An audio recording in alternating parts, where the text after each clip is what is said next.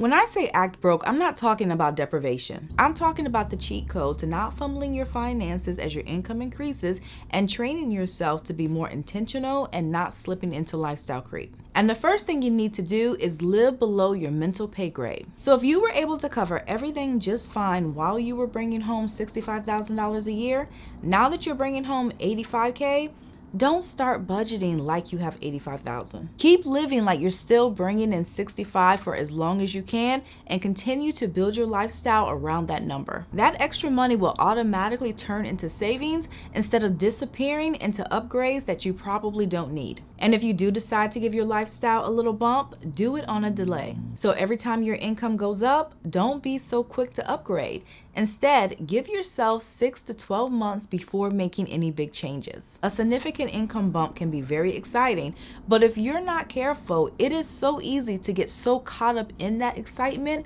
that you start overspending. So give yourself time to adjust to the new income before going out and making a bunch of big purchases. Because once you allow that initial excitement to calm down, now you're able to think with a clear head and make decisions that are actually going to be beneficial. Plus, the longer you hold off, the stronger your saving muscle gets. In addition, make splurges a ritual, not a reflex. So you don't have to cut out every bit of fun or splurges, but you should make sure that they are intentional and planned. So you might pick one day out of the week or month where you treat yourself. Do this, and the rest of the time, it'll be easier to say no guilt-free because you've already planned your yeses. Likewise, start normalizing good enough. So in other words, you don't have to replace or upgrade things just because they're old. Wait until they stop working and not when they stop being trendy. Because acting broke means being content with good enough for now, and once you develop this mindset, it protects you from chasing new versions of things that don't really make your life better.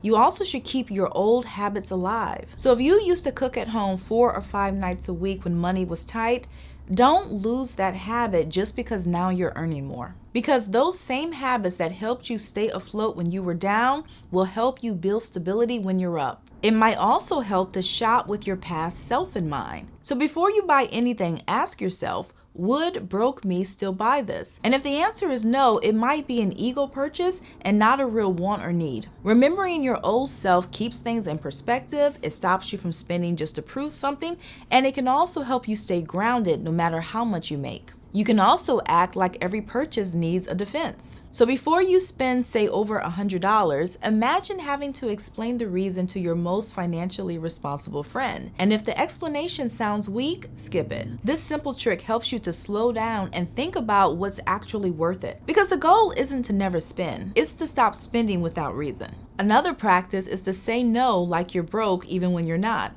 Understand too that you don't owe anybody a yes just because you can technically afford something. So don't feel guilty about skipping the overpriced dinners, the group trips you're not excited about, or the last-minute invites. Because acting broke is knowing that your money doesn't have to go everywhere people invite it to.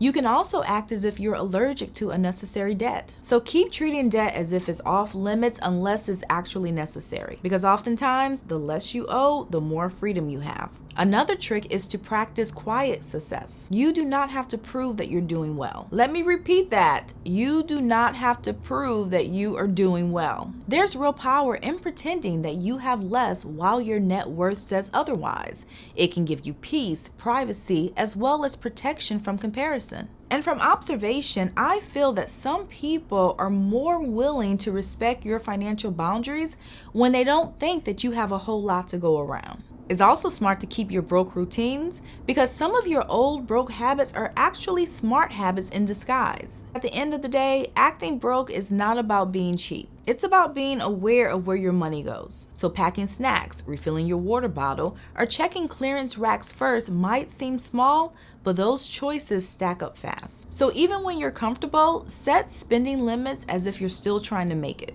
You might give yourself weekly cash limits in different categories, which keeps your money organized and helps you think before you swipe. And one mistake that a lot of people make is ditching their budget or their spending plan as soon as their income increases.